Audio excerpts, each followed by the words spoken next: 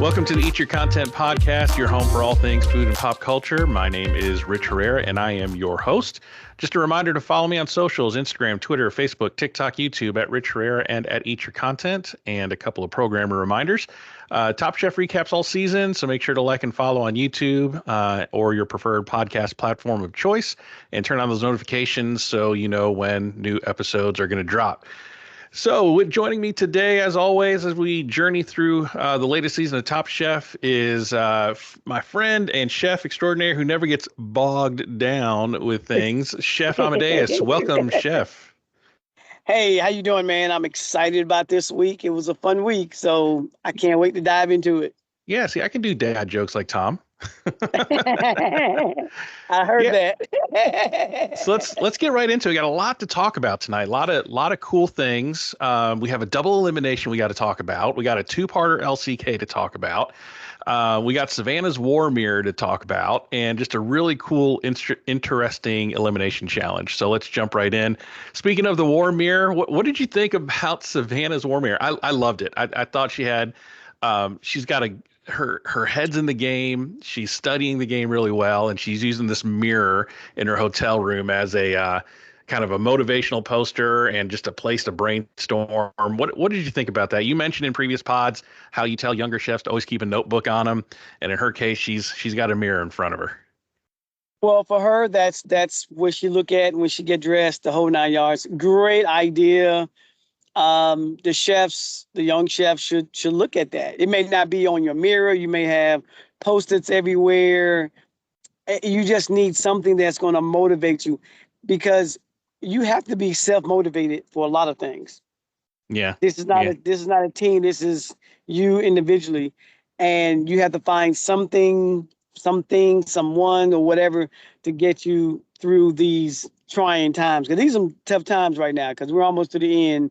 And she needs that pick me up. And you're in a competition. Your competitor is not going to say, hey, you know what? You're doing a good job. Da, da, da. Well, this group is, but it's just, you just need that. I like it. I think it's a great idea.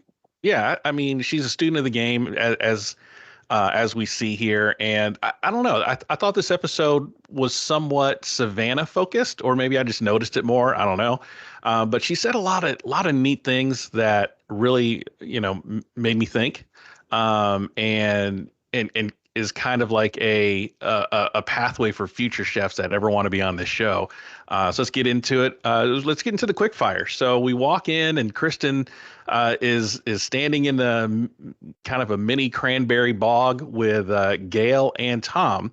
And right away, something's up, because normally Kristen is there with just maybe a guest chef. Gail and Tom aren't usually involved in the quick fires, but right off the bat, we hear about the twist. So, usually for quick fires, it's pretty low stakes, right? You might win some money. In the older episodes, you might win immunity, but in this one now, your quick fire dishes are now going to factor into the overall judging throughout the whole episode, and it could decide whether you stay or go home.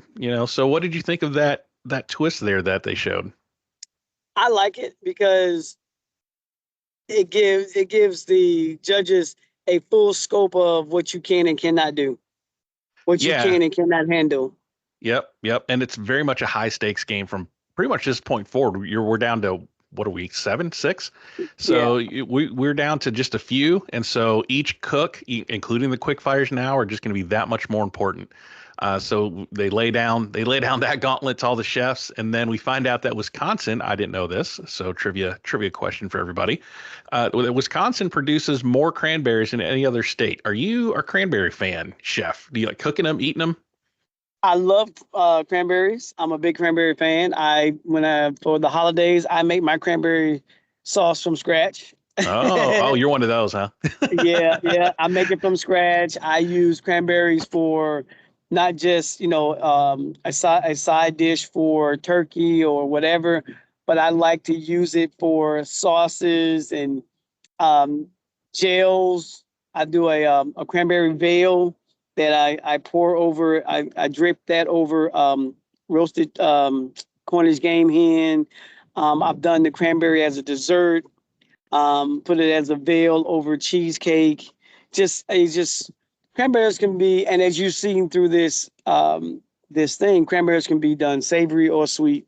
Yep. So, but you gotta know how to do it. But yeah, cranberries are fun to work with because, of course, they're tart. So you have to, make them fit whatever slot you want them to fit in. Yeah, so cranberries for me, I really only eat cranberries once a year, and of course it's Thanksgiving, and I'm partial to the canned stuff. I'm sorry for all the folks that make it from scratch and all the grandmas that have a recipe and everything, but I don't know. I prefer the canned stuff. The fresh stuff is like way too tart for me, and I can't do it. But you open up a can of that stuff, and it's Thanksgiving now. Thanksgiving isn't complete with the ridges on the can tell you where to cut. See, so that's how Well, that let me ask you works. this. Let me ask you this. Do you do the traditional turkey cranberry mayo sandwich for leftovers? Oh yeah, man! A little bit of stuffing, some gravy, and a slice of turkey and some cranberry, a slice of the canned cranberry on there. Man, that's a good leftover Thanksgiving meal. So. Gotcha. So the quick fire challenge is 30 minutes to make a dish featuring cranberries, and like you were saying, you normally see it as a sauce or in a dessert, but the judges want to see it done in an original way. They want to see a creative use of the cranberries, and they got 30 minutes to do that. And winner gets 10K. So when I said at the beginning I felt like this was kind of maybe a Savannah centric episode. Savannah mentioned that she's been R&Ding cranberries, doing research and development on cranberries for the past couple of months before coming on the show.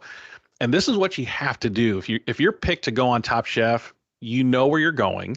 So the first thing you need to do is research where you're going, right? And you know that Wisconsin, there's going to be a beer challenge, a cheese challenge, something like that. So I figured out that Wisconsin's a big cranberry state, and she knew cranberries were going to come up at some point in the challenge.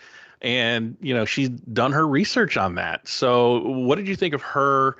Kind of, not winging it, so to speak, not going in there and just thinking, okay, I'll just come prepared to cook for whatever. But she actually did some research on that. What do you think? Well, first of all, whose team is Savannah on? Savannah's on your team, sir. So it's like I always say, every day come up with a new dish. You don't have to cook it. You just have to come up with it. Savannah went that extra step and cooked it. And Yep. cook dishes to see what would happen if I do this. I always tell the young chefs, if you want to push your creativity, just answer this one simple question: What if? What if I did this? What if I did that? It's done this way, but what if I did it this way? What if I did that? And she really pushed the envelope and did her thing. Yeah. And like I say, it's just, I like chefs that do R&D work. Like I said, I'm in the middle of doing R&D work right now, and I'm gonna tell you, it's a lot of fun. It's a Yeah. lot of mistakes, but it's a lot of, next time I'll do it like this. Take your Yeah. notes and keep it going. So I'm a fan of it. Yeah. So she's done a lot of research on it. Now her dish didn't make it into the top three, but it also wasn't in the bottom three. But what I thought was interesting is they juxtaposed what she just said about researching cranberry dishes up against Manny, who says, "Hey, the only exposure I've had to cranberry sauce is Thanksgiving one time," and he thinks he knows what the flavor profile is. So he comes in kind of, winging it, and she comes in like doing a lot of research. So there's two ways to kind of play this game. And as we've seen with, like, for instance, Buddha Lowe in the past two seasons, he's really kind of gamified Top Chef, right? He was kind of built and bred for Top Chef. And a lot of people kind of know what to expect now. And it's, if you fail at a challenge like this cranberry challenge, that's on you, because you should have gone into the show knowing what you're going to be doing, knowing the state that you're going to be in, and doing your research before you go in. So, I thought it was pretty interesting to see the two sides of the coin, in relation to that challenge. What did you think of that? And that's a lot in the industry. Some people are like, you know what, I'm just gonna wing this. I think, yeah, whatever. Here you go. And Yeah. then some people they have their notes, their R&D work, either in their head or scratched on their tablet or on their mirror, and they go in it at two different angles. Now, I would say this: neither one of them is wrong. Sure. It's depending on the chef and what they're used to. Like I Sure. tell people all the time, a lot of the dishes that are on my social media, on my IG, some of them I guess came up with literally on the spot. Yeah. So I do like I said, I do a door knock session where I show up at people's house and just cook whatever they have in their house, and they look at me like, man, how'd you come up with that? I did a similar dish, but it's the same thing. Yeah. So The same thing. some chefs are more improvisational, like jazz musicians, right? And some Right, have right. to practice for years just to kind of do that same thing. So, Savannah, she did a seared scallop with cranberry nori relish, looked great, but didn't quite make the top three. So the top three in the quick fire, we had Dan, Danny, and Michelle. So Dan did a salt and pepper scallop with cranberry, red curry, and herbs. Danny did a cranberry poached sea bass, which looked just stunning, just a Yeah. stunning looking sea bass, with a cranberry panade. And then Michelle did a cranberry beet soup with seared foie gras and maple mascarpone. So with Dan's dish, they said that the judges thought that he took a cranberry sauce texture and flipped it on its head. With Danny, they said the sea bass was perfectly cooked, and there was an impressive multiple uses of the cranberry. And then with Michelle, she got some sweetness from the beets, richness from the foie gras, and it was a good balance with the cranberry tartness. Tom called it kind of a cranberry borscht, which it did kind of look like a borscht, when you're Yeah. looking at that. So, what do you think of these top three on here? Do we think we have the right top three looking at those dishes? Looking at all the dishes that were up? Well, I do because they pushed the envelope over and over and over. Michelle, that's my girl. Hmm. She did a borscht, but with her own little twist on it. You see Yeah. what I'm saying? They Yeah. know the technique. She knows the technique on how to make a borscht. All right, cool. Now let's flip it on the head. And then, like I say, the chefs are taking these dishes because they know Tom is walking around. They know Tom's walking around, and when he's walking around, he can be 20 feet, from you and can tell you what you're getting ready to do. And so they're always pushing the envelope. And that's what I'm loving about this part of the show. And I said this before, more food, more creativity will come out after Restaurant Wars. Yep. Yep. So the winner of the quick fire was Danny. So he Yes. won. He won 10K, and so they asked him how much quick fire money he's got, and he's got $43,000 in quick fire cash. So that is Man. an impressive amount of wins, and an impressive amount of money. So Danny wins. Now the bottom three of the quick fire. Now the bottom three again in quick fires used to really not matter so much. You could get a little experimental, try some things, and not have to really worry if you're on the bottom three. Now, if you're on the bottom three, it could determine whether you go home. So here's who's on the bottom three. You had Laura, Manny, and Amanda. So Laura did a cranberry and walnut fezzian with pork, and Manny did a pork tenderloin with brandy and cranberry sauvignon, roasted radicchio, cranberry and orange vinaigrette. And Amanda did a corn and cranberry hoe cake with fried chicken and cranberry maple sauce, kind of her take on a chicken and waffles. So the judges thought that Laura's dish was kind of grainy. She used walnuts and she blended it, and it just kind of turned grainy. She didn't really throw it through a But she sieve knew to smooth that. it out. She knew that because she said it. When she Yeah, yeah, tasted it, she said, it tastes good, a little grainy. So my thing is, if you taste it and it tastes kind of grainy, and it's going to go in front of the judges, do something. yeah. Strain it. Strain it. So do something to it to make it not grainy. Because if you taste it grainy, what do you think the judge is going to do? Right, right. I don't know if she was hoping that others would be worse than hers, but yeah, you knew it was grainy and you still put it out. So don't be surprised that you find yourself on the bottom.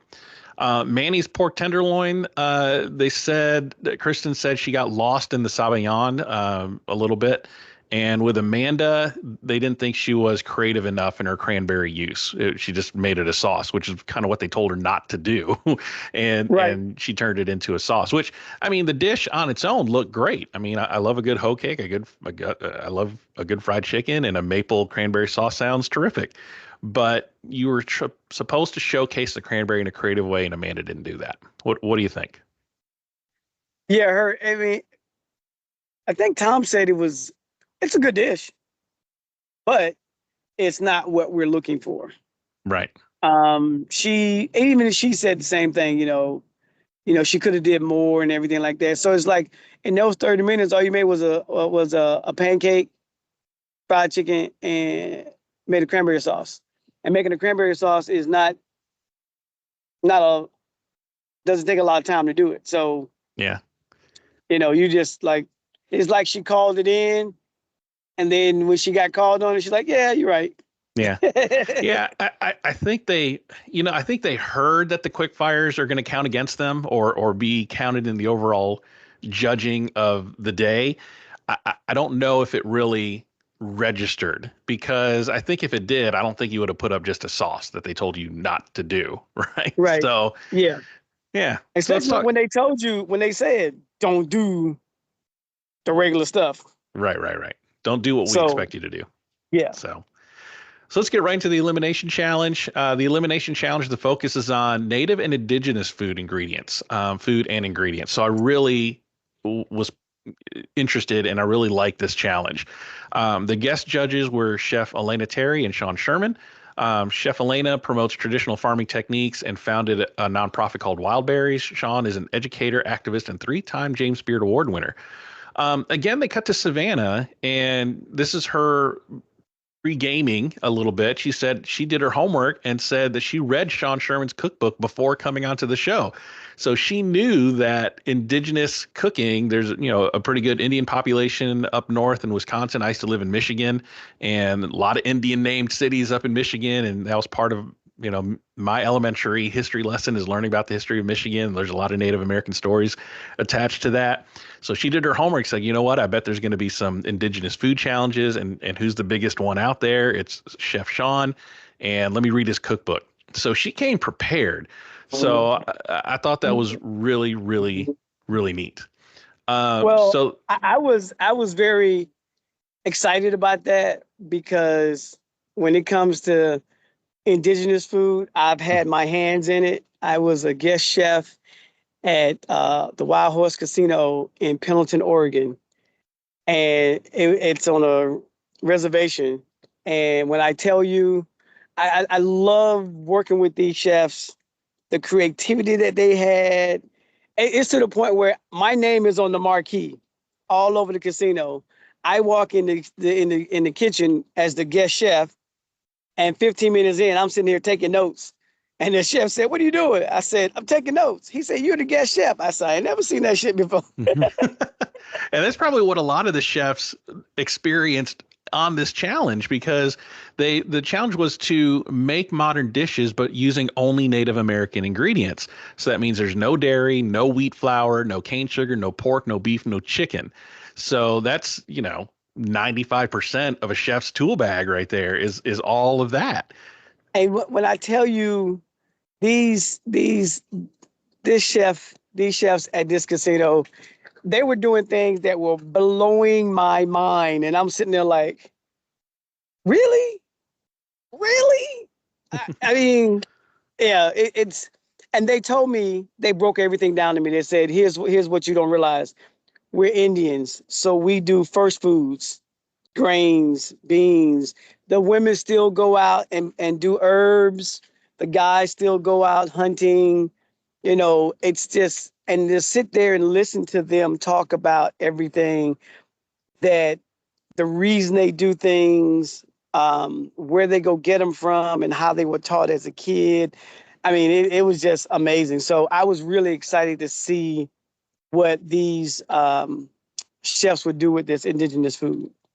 Yeah, and to add to that, there's no shopping today, so no Whole Foods field trip because Yeah. they're going to be using a pantry that was curated by Chef Elena and Chef Sean to make sure that it's nothing but indigenous ingredients that are being used. So again, I just think this is a great challenge. Chefs can't hide behind, a cup of cream or a pound of butter and save a dish. And so it was really, really interesting to watch. And they're probably using ingredients that they've never seen before. So like what you're saying, a lot of beans, a lot of herbs, a lot of elk and rabbit and duck, and a lot of different things that they don't use all the time. So to kind of get their wheels turning, the chefs kind of go back into the into the stew room area, and they're treated to a full feast, a Native American feast, and trying to get some inspiration. So they all got their notebooks out. They're all taking notes. And Dan says there's no better way to experience a culture than through its food. And I think that's just a great saying and so true, right?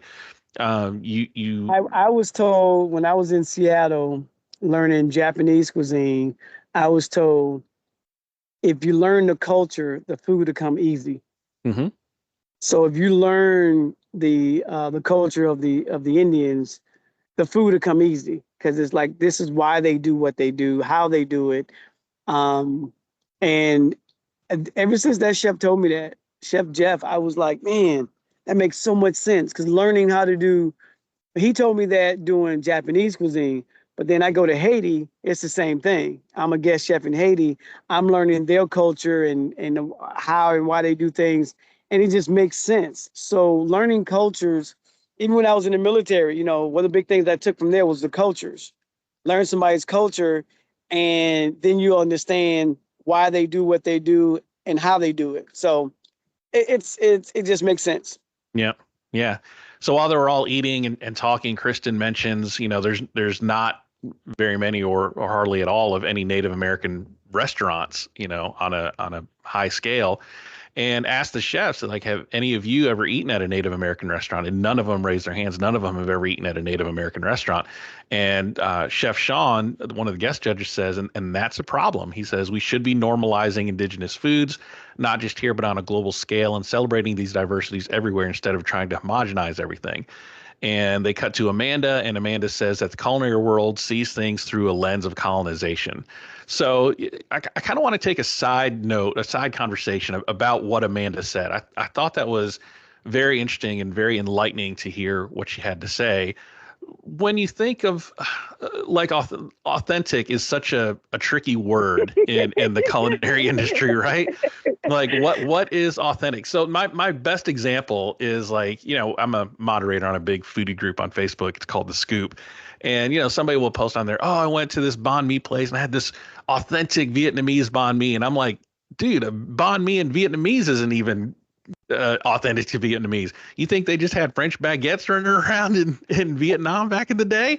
I said that didn't come into play until, French colonization took over, and then it became part of the culture there. But if you're talking strictly authentic Vietnamese, that baguette right there is already disqualifying you. So from a chef's perspective, when Amanda said that about we see the world through the lens of colonization, what did you think about that? Okay. I agree with that because here's my biggest issue right now. The food bloggers out here that are going around saying, oh, this is authentic, whatever it is, Jamaican, whatever it is. If you've never been to Jamaica or the Philippines or anywhere, how do you know what it is? That's right. Perfect example. I cook Puerto Rican cuisine, okay? That's what I do. I've had some bloggers tell me this is not authentic. And I say, did you cook this as a kid growing up with your Puerto Rican grandmother? It's like, have you ever been to Puerto Rico? It's like, well, no. So what do you know about being authentic? And I believe that a lot of restaurants have been Americanized to the point where they've trained some Americans that this is ex cuisine. Right. And these people haven't traveled, so they like, oh, okay, well, if this food blogger who has 20,000 followers says it, it must be true. Mm-hmm. And I always say this: if you want some really authentic XYZ cuisine, the only people that can really do that with skill and precision is your grandmother. Yeah. I always tell people all the time, I was like, I want to learn how your grandmama cooked. Perfect example. I was in Washington, in Vancouver, Washington. This kid was making tamales. Okay. He's like 17, 18-year-old making tamales. And watching him make tamales, you can tell he was taught by an old person because he didn't measure anything and everything was perfect. And he said, I learned from my Guatemalan grandmother. Really? So I wish people would learn what real authentic is. And because it blurs the lines of, like you say, authentic. Is it authentic? Why is it authentic? You've never been to France. You've never been to Japan. What makes it authentic? Right. That's the problem. I wish people would take culinary trips and go to and learn the culture, Yeah. learn the food. Because here's the thing: if you go to a restaurant, I went to an Ethiopian restaurant, and they were like, "Well, there must be a language barrier." I'm in an Ethiopian restaurant. There's no language barrier. You're Ethiopian. I'm not going to tell you not to speak your language. Hmm. So that's what I like to do. I like to go to these restaurants, if it's a Puerto Rican, Mexican, or whatever, and soak in the culture and stop saying, "Oh, I don't like that. You got this." Everything you're adding on is Americanized. It's not authentic because you're used to putting ketchup on everything. Yeah. Yeah. I mean, you go to like, a lot of things what Amanda was saying about colonization is so true. Like, do you think orange chicken exists in China? Do you think General Tao's chicken exists in China? If an Duck American sauce is not in saw, China. yeah, right. I mean, if an American saw actual Chinese food, they'd probably be scared to death to eat it.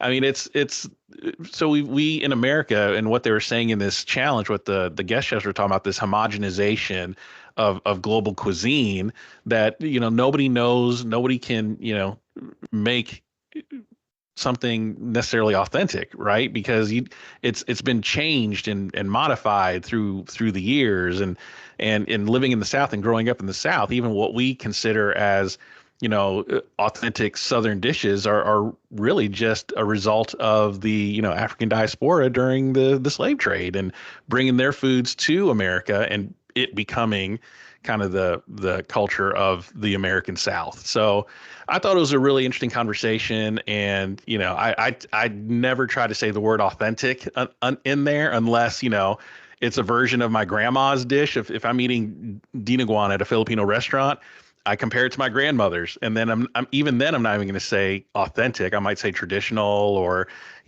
tastes like home or doesn't taste like home. But I really try to stay away from the word authentic because it's so loaded. It is. It's loaded. It's like, okay, perfect example. When Gail was like, "Is this a gnocchi or dumpling?" Yeah, right. Uh, Well, what is it? yeah, So, like I said, I wish the food bloggers would have more, would get more travel time into these different cuisines before they go around telling people, "Oh, this you got to try this. This is the best Filipino food. This is the best whatever." And like you getting paid to do that, or you got all these followers, but you don't know what to do with them yeah. because you're not giving them the real truth. That's just my thing. I have a love-hate relationship with food bloggers. No, my I favorites are the do. ones. My favorites are the ones like, I spent a week in Southern California, so I know what real tacos are. And I'm like, come on, come on.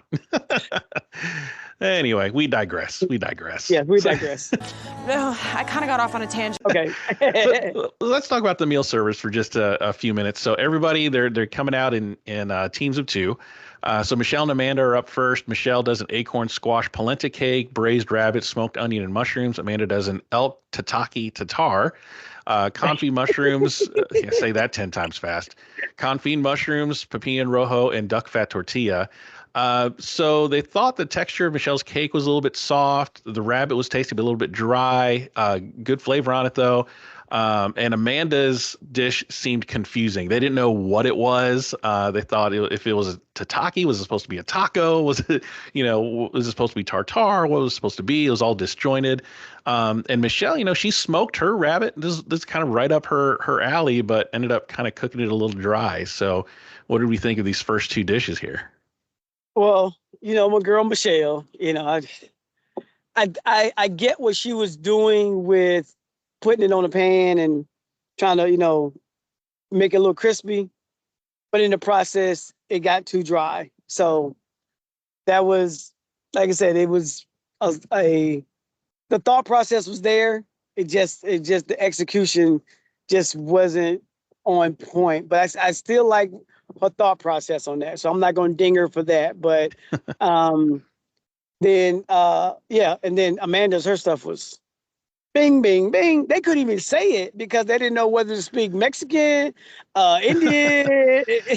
Yeah, it was a They was lot. like, yeah, because so they were like, literally, you had a bunch of ideas and you put them all on one plate, and that's why it was confusing. Right, right. So up next we had Danny and Laura. So Danny did a pheasant crepinette with mole and roasted sunchokes. Laura did a duck tamal wrapped in mustard greens with huckleberry sauce and haricot. The judges thought Danny's dish had beautiful sunchokes, a lot of flavor. The pheasant was beautifully cooked. They said they couldn't taste it enough because of the sauce. Danny seemed to be trying to incorporate as many ingredients as possible. Speaking of which, Laura's dish had way too much happening, according to Tom. The haricot didn't come across, and the flavors all blend together. So they really couldn't taste any individual components. So I think these two had a case of not enough editing. Tom always has this famous saying is, it's like when you go out and you're dressed up, look at yourself in the mirror and take one thing off, right? So edit something, so I think with these two just kind of try to do too much. Well, I mean, that's they're trying to embody as much flavor as possible, and sometimes less is more. Simple is better, right? Simple is Yep. better. So we come up to Dan and Sue. Dan did a sunflower choke with braised goose and aronia berry puree. Sue did a roasted butternut squash, hula loche puree, and a wild rice gnocchi. So Sue's dish had a brightness and a beautiful simplicity, according to Gail. You just can't really call it a gnocchi. Dan's dish honors his one central ingredient. I thought Dan's dish was really great. He really concentrated on one ingredient, which was the sunflower, and used a lot of different components to it. I thought it was really smart. And opposite of what a lot of the chefs did by using too many, he kept things simple. He even did a foam, which normally is pretty pretentious. And even Kristen said she doesn't like foams, but it made sense in this dish. So what do we think here? He said, I think Sue had some problems with the gnocchi. I think he just had some problems with the cook and trying to make it into what he wanted it to be. Well, let's go with Dan. I've become a big fan of Dan's. Me too. He's not on my team, but I become more every week. I become a bigger fan of what Dan is doing. He's doing his thing, and I guess I feel like he has a lot to prove in such a short period of time, but he's just killing it. His knowledge of product is amazing. His taste, his texture. Yeah, Dan's good. Yeah, I'm a fan of Dan. Sue, I think Sue's biggest problem is, and we've said this before, he has too much time on his hands because he came in through the quick fires. So he's just cooking without thinking. Now he's thinking and watching other people. And when I'm coaching, I always tell people, do your thing. Don't worry about what anybody else doing. Do your game. Your game plan is XYZ. That's what you stick with. Don't look over to the left and see somebody doing something like, oh, I guess I need to do that too. No, don't do that. And I think that's what Sue's problem is, because as you notice, when he got back in the game, he has not been at the top. He's been in the middle and leaning toward the bottom. Yeah. I would agree with you on that one. Sue, well, in this one, Sue actually did pretty good. He ended up on the top of the judges table, which was surprising to me. But yeah, I think he came from Last Chance Kitchen, and then I think he was trying to find his way through the main competition and trying to find his footing. But yeah, the wild rice gnocchi I thought was an interesting take of trying to make gnocchi in a different way. So it did well for him. He was in the top 3. We'll talk about that here in a little bit. And then the final 2, you had Manny and Savannah. Manny did a duck breast with braised mustard greens, wild rice cake, ancho, guajillo, and plum sauce. Savannah did a squash and maple jelly cake with aronia berries, grapes, and plum jelly. Kristen curses at how amazing Savannah's dessert is. It came together beautifully and by accident from the sounds of it. Yes. She was trying to do something and it turned into a jelly cake, and it was just a little happy accident, kind of like how the French monks tried to carbonate wine and voila, you have champagne. The Franciscan monks thought they were making white wine. Somehow the bottle carbonated, voila, champagne. It wasn't the intention. So yeah, she did a good job on that. I mean, the presentation was nice, and I like the way that she reacted when she tried, like, wow, oh, well, what I wanted, not bad, so let's run with it. Yeah. So, I mean, great job. Another happy accident. And they got Manny pegged now. So Manny, they were like, oh, we know what Manny's going to do. He's going to do a sauce, a protein, and then something else on top of that. So he's kind of Manny put himself in this box, right? And he hasn't cooked himself out of it. It's going to be some sort of sauce. It's going to be some sort of starch, and it's going to be a meat on top of it. I mean, there is some creative play within that structure, but when the judges can predict what you're going to do, that's probably not a good thing on Top Chef. Yeah, because as soon as it came out, oh, we know who this is. Yeah, they didn't even have to guess. Yeah. we know exactly who this belongs to. And sure enough, he comes out, they're like, oh, I knew it. Yeah. Now, I'm hoping that he catches on like we caught on. Yeah. To be like, you know what? Let me change it up a little bit.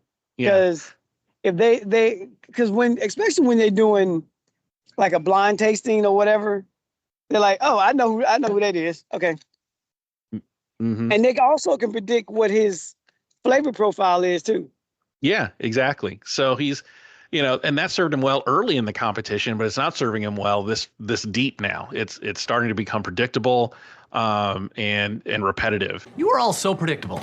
And at some point he's going to get sent home for that. And he didn't for this week, but Savannah, on the other hand, I mean, you had Gail scraping her plate clean. You had Kristen just kind of fumbling over her words, trying to describe how good it was. And yeah, I mean, I think Savannah killed it. So, looking at the judges table, the top three, I don't think is much of a surprise. Dan did really well with his sunflower dish, and Sue did well on his, and then Savannah. So we had Savannah, Sue, and Dan in the top three, and the winner, no surprise, was Savannah. I just think she really nailed the challenge there. And Tom actually enjoyed something that used a lot of ingredients. He told her, he said, look, you used a ton of ingredients, but it made sense. So, when you have Tom saying things like that and you have Gail scraping the plate, you're going to win. So this is Savannah's first win. What do you think? This is your last pick on your team. Yeah, I think she is coming into her own. She's being more focused, writing things down, thinking ahead of. It seems like everything she studied for before she came here is now coming into her lap now. Yeah. Yeah. Especially, that's what I was saying in this episode. A lot of the research this is the first time I think I've heard her say that she's done some research and did some homework and read an entire cookbook by a guest judge that happened to be on the show. And it really paid off for her in this particular episode. So Savannah, and that's what you have to do now. We're 21 seasons into Top Chef. You have to study. You got to research. You got to know what you're doing. It's almost like I watch Survivor too every week because I like Survivor. And that's what's happening with Survivor. You have these kids that are coming on the show that make 3D versions of the puzzles and know what the puzzles are before they get on the show. And so that's the game now. So it's not just who's the best cook, but it's who's the most prepared and best cook. So I think Savannah showed that in this episode. She did, and it shined through, and I was happy that she finally got her win. Yep. On the bottom three, you had Michelle, Amanda, and Laura. So their dishes were not the favorites. And we talked about a double elimination at the beginning of this episode, and here it was. So we have a double elimination of Laura and Amanda, one of yours, one of mine. So I think Laura and Amanda both had the problem we talked about earlier of just not editing. They got all these ideas in their head and it's banging around in their skull, and they just feel like they got to put it on the plate. And that's what happened to both of these. I think Michelle's quick fire saved her from going home. Most definitely. That Yeah. quick fire was on point. So even she said she hoped that her quick fire would propel her to stay one more week. So yeah, Yep. it was a quick fire. Yeah. So Laura, Amanda, the double elimination happens. So they both go straight into Last Chance Kitchen, where Kevin is waiting. The reigning Last Chance Kitchen champion is waiting for him there. And this was a two-parter, which is really interesting because the first part took a lot of time. The first challenge was to so they go in the Last Chance Kitchen and Tom's there to greet them. And we have what is probably right next to Restaurant Wars, another staple challenge in Top Chef in some way, shape, or form. It's the mise en place relay race. So the first part of Last Chance Kitchen was this 5-ingredient relay race. They had to do things like separate eggs, debone a chicken, supreme citruses, oranges and lemons and limes, shuck and kernel ears of corn, chiffonade kale, all these things that, these are executive chefs or restaurant owners of their own that they probably have people doing for them. And even Kevin was like, oh my God, my arms are sore from having to do all this prep work. Like he probably hadn't had to chop that many onions since his culinary school days. What do you think? Probably. What do you think of the mise en place relay race? I like it. Yeah, I really do, and I like it because I've seen chefs come on shows that they don't do mise en place. They have their sous chef. They have everybody else do their mise en place except for them. Well, on Top Chef, you ain't got no sous chef. You have to do everything. I mean, like when I was on Extreme Chef, there was a chef that literally said, I did, my sous chef normally does this. Well, where's your sous chef at then? If you don't do it, why are we having you on? Let's bring on your sous chef. One couldn't do, she was supposed to be filleting the fish. She was stumbling over the fish because she said her sous chef does it. And then there was another show, I think it was Top Chef, not sure. But she's like, well, I haven't done mise en place in so many years. Yep. That bothers me because when I show up at restaurants to be a guest chef or somewhere to do a demo, they're shocked that I showed up to do my own prep work. I'm like, well, yeah, it's my dish. Because when I was a young cook, I've had chefs that show up at restaurants. They send you the recipe and tell you dice this and dice that and, all these. But then when they get there, they're mad because it's not done right. Well, you wasn't here to guide us. You just said, do this and walk in and start cooking. That's, to me, I think that's just being rude to the industry, being rude, treating the cooks, any cook, like they're beneath you versus on your team. I don't like when chefs do that. They just send the recipe and be like, I don't know how to do that. Yeah. I don't know how to do it. So like I said, when a chef doesn't know how to do mise en place, that bothers me a lot. Yeah. And that's another thing with Top Chef. Like if you plan to be on the show, if you want to be on the show, the mise en place challenge is going to come up in some way, shape, or form. You better blow the dust off those skills if you haven't done it in a while because it's coming. So the relay race, they have to do 5 ingredients. When you're done with one, you call for Tom to come over and check, and then he says you go on and move on to the next ingredient. So Amanda won the relay race. She was able to prep her 5 ingredients first, and then Kevin was second and Laura was last. So as the winner, Amanda gets 30 minutes to cook. Kevin came in second, so he gets 25, and Laura came in last. She only gets 20 minutes to cook, and they have to use the 5 ingredients that they prepped. So for the dishes, Amanda did all the citrus. She took all the citrus off the table, which I don't know. I mean, I know she used it for her cake, but I have to think it was gamesmanship too, because every dish needs some acidity, and the easiest way to get that is through some citrus. But she took it all, so I thought that was pretty interesting. But she made a citrus cake with Pernod Sauvignon, cheddar cheese frico, and bruleed citrus. Kevin did a chicken thigh and breast with confit onion, roasted corn chicken, and mushroom bouillon. And Laura did a grilled sea bass with kale and tahini, yellow harissa, and olive tapenade. Of those 3, that citrus cake looked pretty good. I got to tell you, that dessert looked really good. So Kevin ended up getting eliminated. My guy, he was killing it in Last Chance Kitchen. I just said it last week. He's killing it in Last Chance Kitchen, and he got eliminated in this first round. And what got him eliminated was crazy. It was his chicken breast. Tom said the chicken breast was too dry. And looking at his dish, Tom called it a French onion soup with chicken. He didn't even need the breast. He could have just done the thigh. The thigh was cooked perfectly, and he said everything else was great on the dish, but that breast was overcooked, and that's what sent him home.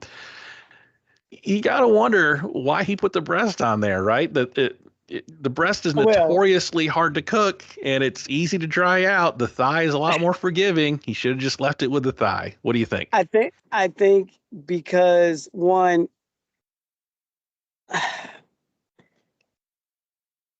his arrogance played a big part on this. Oh, because he just knew, oh, I got this because I did the duck and the chicken and everything, debone it real quick. He's like, I just knew I could do this, and he was proving his point of I can do this chicken and I can do it well and all this good stuff. But here's the other thing I noticed about him: the more wins that he gets. Now, correct me if I'm wrong now. The more wins he get, the thicker his French accent gets. he was feeling himself, so his French accent was coming out. Right. He was like, that French cockiness comes out, and he's just getting more and more with that French accent. And when he lost, it took the wind out of his sails. Yeah, he looked kind of dejected. Oh, yeah, because he was like, I know I did this. I know I did it well. But here's the thing, because you're in Last Chance Kitchen, that one little thing, one itty bitty thing, sent him home.